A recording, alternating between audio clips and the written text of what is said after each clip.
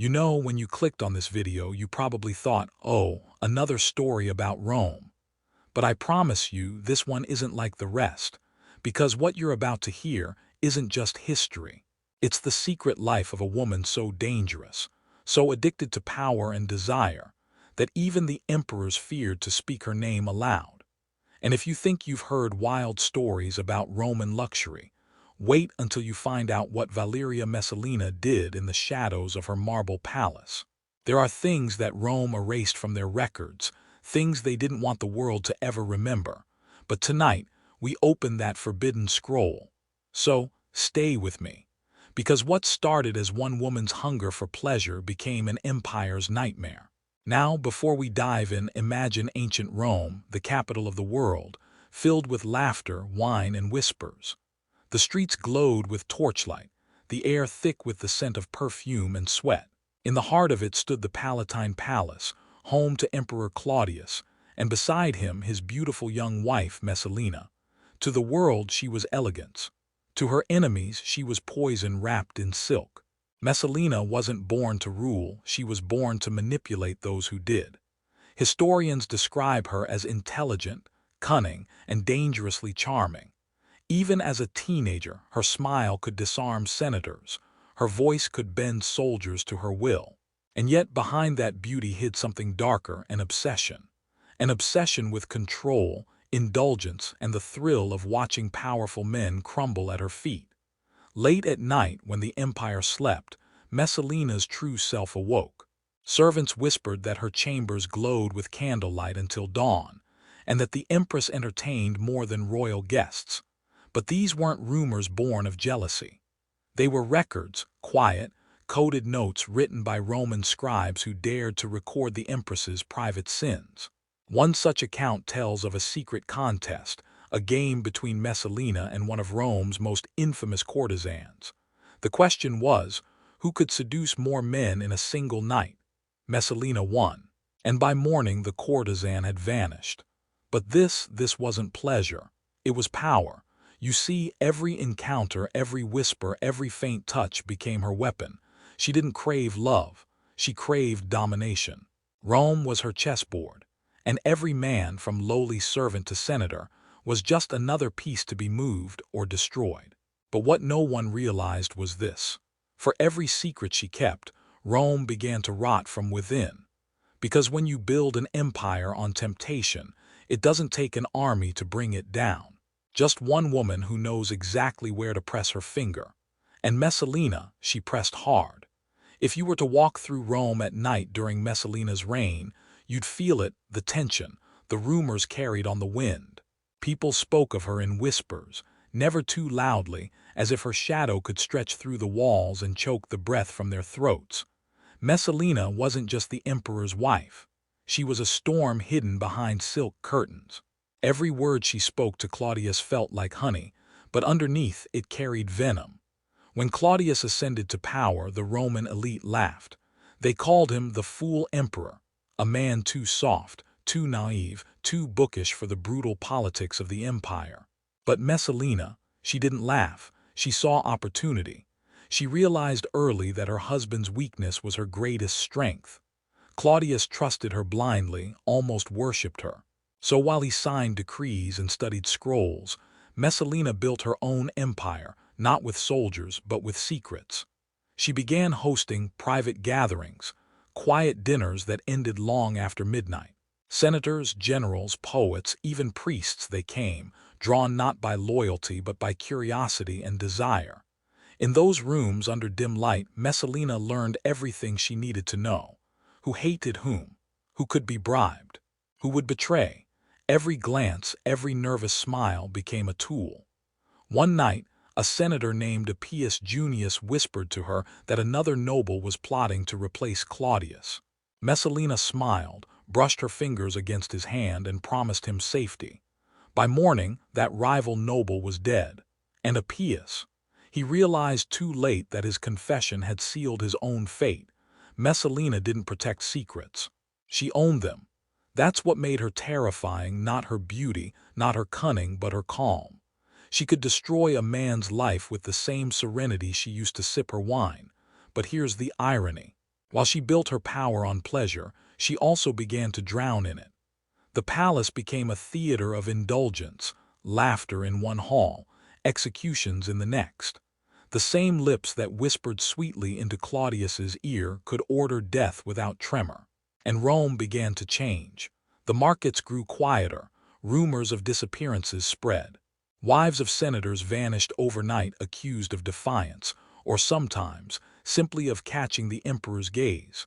But behind it all was Messalina, the hand no one dared point to. Every empire has its poison, one philosopher wrote. Rome's was her. Yet in the eyes of the people she was untouchable. She bathed in gold, wore pearls the size of grapes, and smiled like she had eternity in her grasp. Still, there was something hollow in that smile.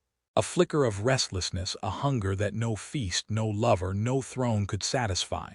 Some say it was guilt, others say it was boredom. But I think it was the thrill, the rush of danger, the high of manipulation. Messalina was addicted not to pleasure but to the power that came with it. And so, her games began to spiral. One evening during a festival, she slipped away from the imperial balcony, vanishing into the streets disguised as a common woman. Her guards couldn't find her. Hours later she returned, her robe stained with dust, her eyes blazing with excitement. No one dared ask where she went, but Rome would soon find out. Because Messalina's secret life, the one hidden beneath her royal robes, was about to explode into scandal so vast, so humiliating, that even the empire's walls couldn't contain it. The empress had tasted forbidden freedom, and now she wanted more. Not just power, not just pleasure. She wanted to see how far she could go before even the gods turned away. And trust me, she went further than anyone in Rome ever imagined. If part 1 showed you the woman behind the crown, now you'll meet the creature behind the woman. Because Messalina's secrets didn't stay locked behind palace walls for long. The empress had tasted anonymity that one night when she vanished into Rome disguised as a commoner. It changed her. It thrilled her. She realized there was a world beyond her golden prison, a world where no one bowed, no one obeyed, and no one judged. And she wanted to live in that world not as an empress, but as a woman who could finally do anything. So, while Emperor Claudius continued his endless counsels and decrees, Messalina slipped deeper into her own empire, one built not on laws, but on lust, fear, and whispers. In the heart of Rome, beyond the marble streets, there were hidden houses, places where noblemen came to indulge their darkest desires. And it was there that Messalina found her stage. Disguised in a simple cloak, she entered these places not as royalty but as a stranger. She would walk among soldiers, traders, even slaves, and none of them knew who she truly was. They only saw a woman of impossible beauty, eyes full of danger, and a smile that promised both heaven and ruin. These nights became her escape, but they were also her downfall. Because the more she indulged, the more reckless she became. She began sending her servants to recruit new faces, young men, noble sons, even married officials, anyone who could feed her appetite for power and pleasure. It wasn't about the act anymore. It was about control, the rush of knowing she could take from Rome whatever she wanted, whenever she wanted. Whispers spread across the capital. Some said the empress kept secret audiences in her private garden, surrounded by rose petals and wine. Others claimed that behind her bathhouse walls, senators knelt before her, not as leaders but as slaves. No one dared to confirm it, but everyone believed it. And Claudius, he remained blind. The emperor, too absorbed in state matters, never realized that his empire was being ruled not from his throne, but from his wife's private chamber. One scholar later wrote, Claudius governed Rome, but Messalina owned it. Yet, every empire built on secrets eventually cracks, and Messalina's perfect illusion began to shatter when her enemies decided to follow the whispers instead of fearing them. A group of Roman nobles led by Narcissus, one of Claudius's most loyal advisors, began collecting evidence. They watched her movements, intercepted her letters, even bribed her servants. What they uncovered was worse than treason. because Messalina's power games had crossed from pleasure to politics. She wasn't just manipulating men for fun. She was using their secrets to control their votes, their loyalty, their fates. She could raise a family to glory or erase them overnight. And for Rome's ruling class, that was the greatest terror of all. Still, Messalina didn't stop. She couldn't. The thrill had become her lifeblood. Her nights grew longer, her indulgences bolder. It was as if she wanted to see how far she could push before Rome pushed back. And the moment that line broke would become one of the most scandalous events in Roman history. But before that collapse, there was one last game, one final night, where the Empress of Rome would gamble everything, her crown, her life, her soul, just to feel alive. The secret life of Valyria Messalina was about to stop being a secret. There are nights that change history. For Messalina, that night began with laughter, wine, and the illusion that she was untouchable. By now, Rome's whispers had grown into a storm. Senators mocked her behind closed doors. The people called her the Empress of Lust. But Messalina, she laughed at them all. She believed she could silence rumors with power and drown truth with pleasure, until she met Gaius Silius. Soft heartbeat, suspense rises. Silius wasn't like the others. He was young, handsome, ambitious, a senator adored by the people and feared by his rivals. When Messalina saw him for the first time, it wasn't just desire, it was recognition. She saw in him what she once saw in herself: hunger, the kind that devours everything it touches. Their affair began in secret, stolen hours in candle-lit rooms, letters carried by trembling servants. But secrecy wasn't enough for Messalina anymore. She wanted the world to see her power, to feel it. So she made a decision that would defy gods, law, and reason. She would marry Silius while still being married to Emperor Claudius. Yes, the Empress of Rome, wife of the emperor, held another wedding in broad daylight before witnesses, garlands, and guests. It wasn't just scandalous, it was treason.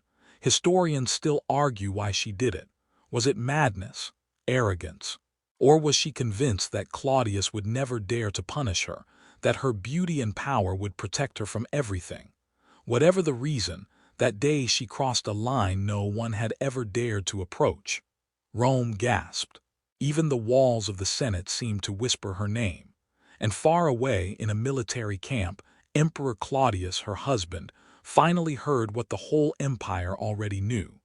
The message came from Narcissus, his loyal advisor. "My emperor, your wife has wedded another man, and Rome now calls him her husband." For a moment, Claudius refused to believe it. The woman who shared his bed, his throne, betraying him so openly. But then the evidence arrived: witnesses, letters, gifts, and the testimonies of her own servants. And just like that, the man who once turned a blind eye to his wife's secrets opened them for the first time. Messalina didn't run. She didn't hide. She stayed in her gardens, dressed in silk, sipping wine as if nothing had changed. Perhaps she believed Claudius would forgive her, as he always had.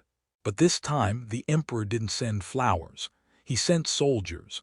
When the Praetorian Guard marched toward her villa, the empress finally understood. The game was over. Her servants fled. Her allies vanished. Even Silius, the man she'd risked everything for, was dragged into the forum and executed before sunset. And Messalina, she was left alone, surrounded by roses, silence, and regret. Some say she tried to beg for mercy.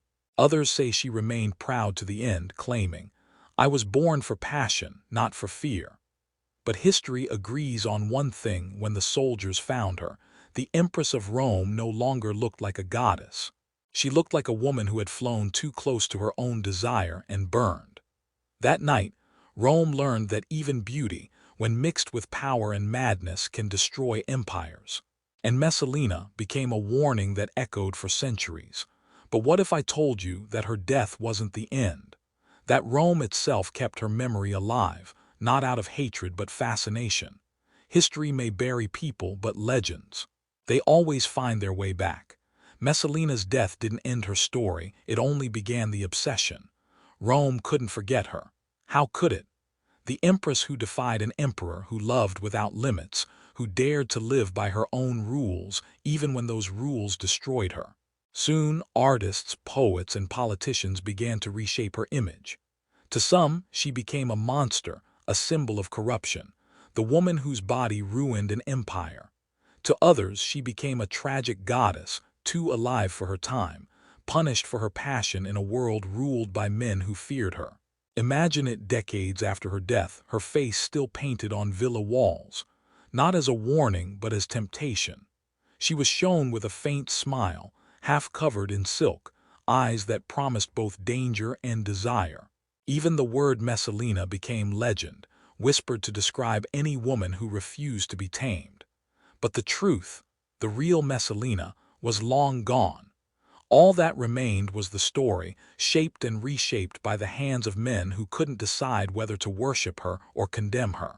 Roman writers like Juvenal and Tacitus twisted her story, mixing truth with rumor, turning moments of her life into spectacle.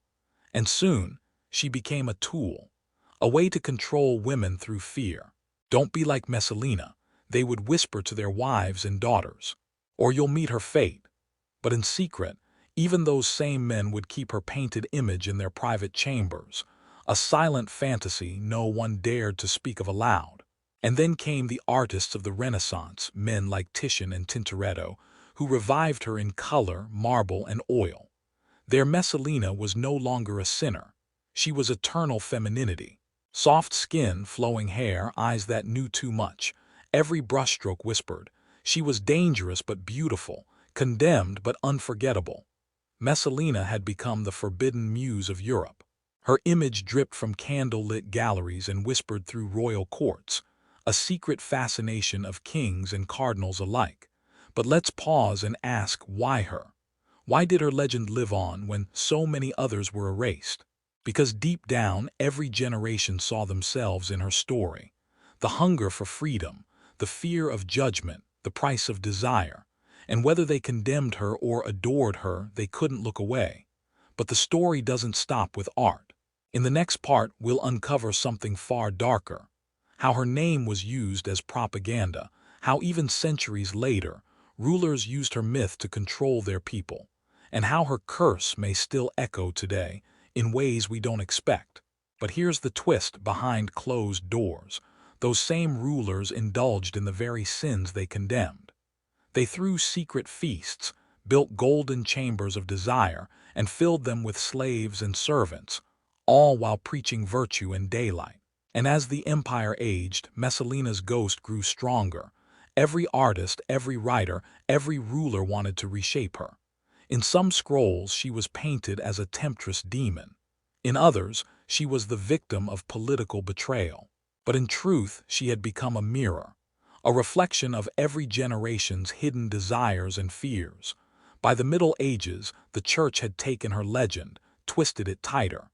Messalina was no longer just a Roman empress. She was a warning from God. Her image was used in sermons, painted beside devils and serpents. And yet, even then, her story refused to die quietly. Secretly, artists painted her in hidden corners of cathedrals, her beauty glowing faintly behind layers of shadow, like temptation itself watching from the dark. They couldn't let her go, because deep down people understood Messalina wasn't just a sinner. She was a soul that wanted freedom, and freedom in any age is dangerous. Centuries later, when the Renaissance dawned, the world rediscovered her, and this time they didn't hide their fascination. Painters like Titian, sculptors, poets, they brought her back to life with marble and color, but not as punishment, as pleasure itself. She became the forbidden face that symbolized the secret desires of the nobility, painted in royal courts, displayed behind silk curtains, her gaze almost alive. Her story transformed, no longer about shame, but about power, rebellion, and the cost of desire. And here's the irony: the men who condemned her centuries earlier now worshipped her image. They called her the eternal flame of Rome. But beneath the praise was something more, an unspoken warning, whispered through time. Desire is power, and power always has a price. Messalina had become more than flesh and legend. She was symbol and curse. Her ghost lingered not in tombs, but in the hearts of those who both feared and admired her. And as history marched forward, kings, queens, and even popes used her story to shape their own, to justify their sins, to excuse their cruelty, to hide their hunger, because blaming a ghost is always easier than facing yourself. But what if she never wanted to be remembered this way? What if the perverted empress wasn't a villain at all, but a woman trapped in a world that could never understand her fire? In our final chapter, we'll peel back the last layer and uncover the truth about Valyria Messalina's final night. The betrayal, the silence, and the secret that Rome tried to erase forever. The night was colder than usual. Even the moonlight seemed afraid to touch the walls of Messalina's palace. Rome was quiet, too quiet. And that silence was the sound of betrayal. In another chamber not far from hers, the emperor's advisors were whispering. Their words were sharp as knives, and every sentence cut deeper into her fate. Claudius, the man she had once called her husband, sat trembling, holding a scroll that told him everything. The secret meetings, the hidden lovers, the conspiracies whispered through silk curtains. Every indulgence, every betrayal, real or invented, was written there. Soft string tension builds. By dawn, Messalina, once the most powerful woman in the empire, would become a name they'd curse in the streets. But that night, she didn't know. She was in her private garden, surrounded by torchlight and the faint smell of roses. Her hands brushed the petals as if touching memories. She had lived 1,000 lives in one, a child bride, a queen, a goddess, a sinner. And now, the walls that once protected her were closing in. Faint sound of footsteps, soldiers approaching. Then came the noise of iron boots clanging against marble, the Praetorian Guard, the emperor's own men. Messalina turned. For a moment her eyes met the captain's. She smiled faintly. Maybe she thought it was another performance, another scandal she could twist in her favor. But this wasn't theater anymore. This was the end. They didn't speak. They only handed her a small dagger, and that was Rome's way of showing mercy. Sound of wind intensifies, faint drumbeat like a heartbeat. Her hands trembled as she held the blade. Her reflection danced in the polished metal. For a moment, she saw not a monster, but the young girl who once wanted nothing more than to be free. Free from the men who owned her body. Free from the power that devoured her soul. Free from the name Messalina. She whispered one word, no one knows what it was, and pressed the blade to her chest. But she couldn't do it. Even in death she hesitated because Rome had taken everything, even her courage. So the captain stepped forward, and with one swift, silent motion, the story of Valyria Messalina ended. At dawn, the emperor ordered her body buried without ceremony.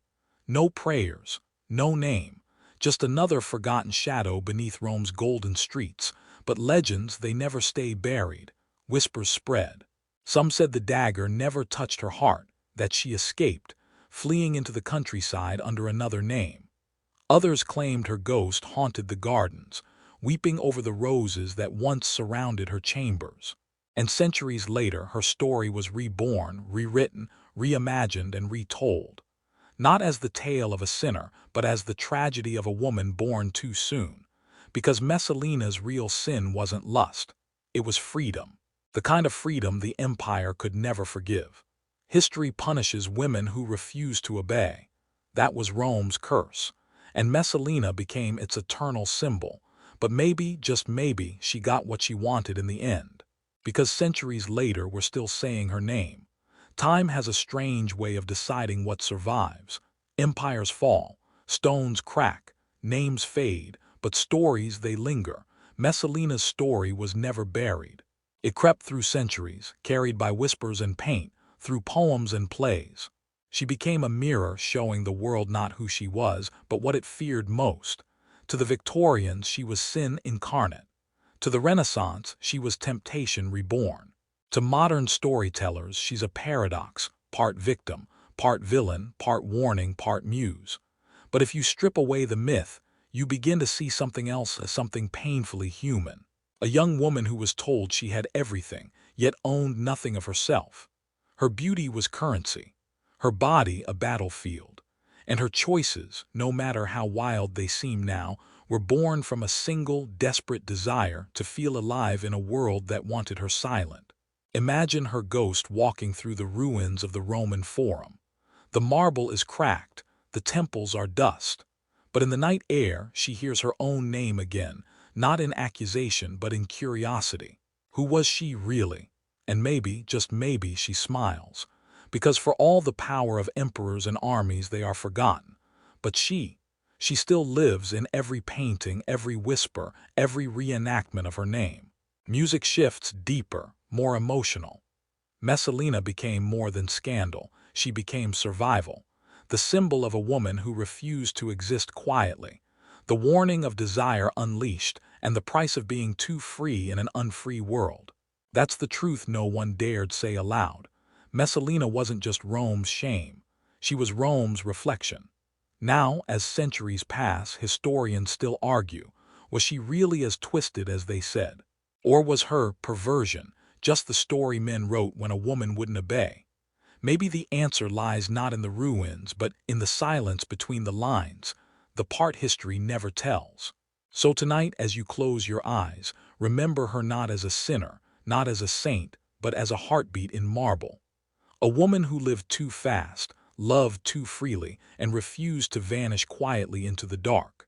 Because sometimes, immortality doesn't come from power or purity, it comes from being impossible to forget. And Valyria Messalina, she made sure of that.